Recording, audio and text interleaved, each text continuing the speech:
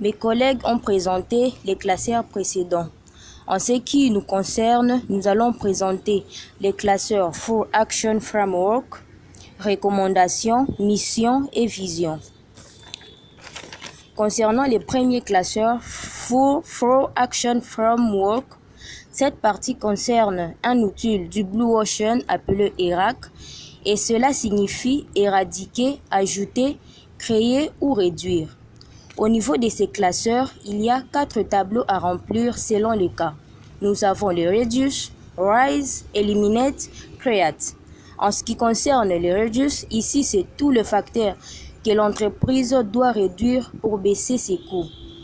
Au niveau du Rise, c'est tout ce que l'entreprise doit ajouter ou améliorer dans l'objectif d'avoir un avantage concurrentiel et dominer le marché.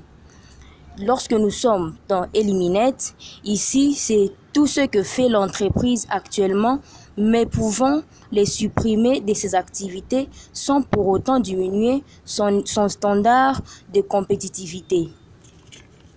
Partant du Create, ici c'est tout ce que l'entreprise peut mener comme politique d'innovation afin d'avoir un avantage concurrentiel. Cela veut dire que l'entreprise c'est-à-dire ce que l'entreprise ne fait pas encore, mais qu'elle peut commencer à faire pour acquérir l'avantage concurrentiel et conquérir le marché. Nous passons au point Summary of Differentiation bar Blue Ocean. Ici, il faut définir en quoi consiste la différenciation et le Blue Ocean dans l'entreprise. Ensuite, faire un résumé de la différenciation ainsi que celui du Blue Ocean. Nous passons au deuxième classeur qui concerne la recommandation. Ici, ce sont des projections. Les revenus, donc, on mettra les projections du revenu idéal que l'entreprise voudrait atteindre dans la case après Input Short en rouge. Sur l'espace sera repris le montant idéal du revenu que l'entreprise voudrait atteindre. Dans la ligne Net Icon Text, ici nous devons remplir d'après déduction des taxes parce que on se demande combien il nous reste après avoir payé les taxes et combien de taxes nous avons payées et quelles sont ces taxes. C'est-à-dire nous devons les spécifier. Concernant la ligne de Override Select, ici, à ce niveau de revenu, on le mettra 7 fois. On le mettra 7 fois ce revenu idéal et cela selon les années d'études. C'est-à-dire, si la projection est de 3 ans, on fera par exemple pour 2019, 2020, 2021, 2022, c'est-à-dire une projection de 3 ans à comparer et faire une différenciation avec les revenus de 2019.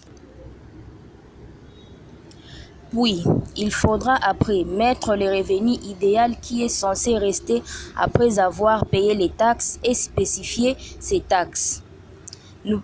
Nous passons maintenant à la ligne Use this section to indicate annual change in absolute dollars. Ici, il faudra calculer la variation des revenus entre les données d'études et celui de projection, puis établir la différence qui sera notée dans cette case des revenus pour cette section. Par exemple, les revenus de 2019 à comparer avec les revenus de 2020, 2021 et 2022, c'est-à-dire une projection sur 3 ans. Concernant la ligne Net Income After Tax, les revenus supposés, ici donc nous allons placer le revenu qui est supposé après avoir payé les taxes. Nous passons aux stratégies. Concernant les 3 lignes les 3 lignes que nous avons là, on mettra pour chaque entreprise la stratégie que l'entreprise doit utiliser pour atteindre ses objectifs ou projections reprises dans les lignes précédentes. Si atteindre les revenus idéal était d'acquérir le bâtiment pour cette année, alors la stratégie pour chaque année est d'acquérir le nouveau bâtiment, Mais il faut noter que la stratégie de nouveaux bâtiments, mais il faut noter que la stratégie peut changer d'une année à l'autre, mais tout dépend des objectifs à atteindre ou qu'on s'est fixé. Ensuite, nous passons à la stratégie intent. Ici, il faudra reprendre toutes les stratégies de soutien interne que l'entreprise mettra en place pour dominer le marché, en plus de ces stratégies qu'on a eu à préparer, c'est-à-dire les 3 lignes que nous avons citées au-dessus, qui sont des stratégies générales. On doit devoir prendre toutes les stratégies internes que l'entreprise compte mettre en place pour soutenir les stratégies générales en vue de l'atteinte des revenus idéaux, donc de projection. Concernant la ligne Programs, ici on va mettre les actions en interne pour soutenir les stratégies et atteindre les objectifs.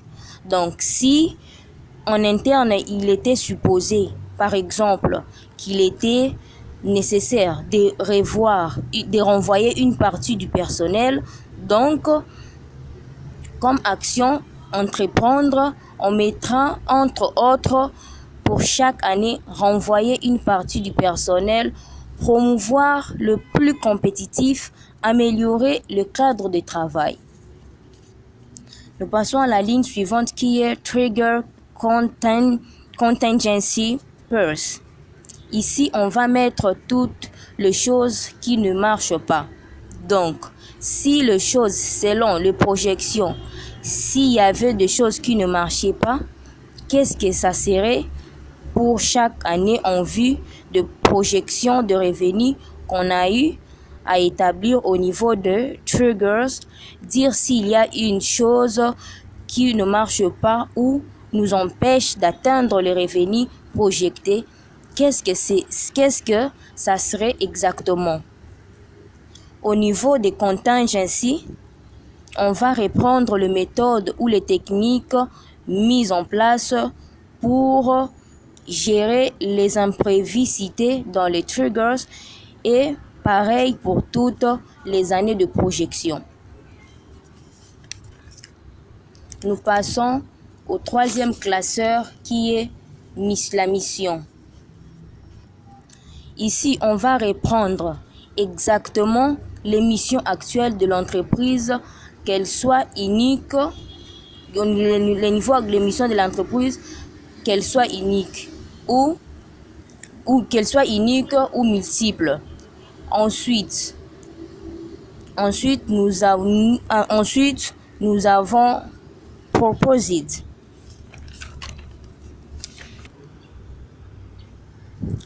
Dans la ligne Proposed Mission Statement, on reprendra toutes les missions futures de l'entreprise qui doivent aller dans le sens des projections de revenus et des objectifs futurs qu'on a établis au niveau de recommandation.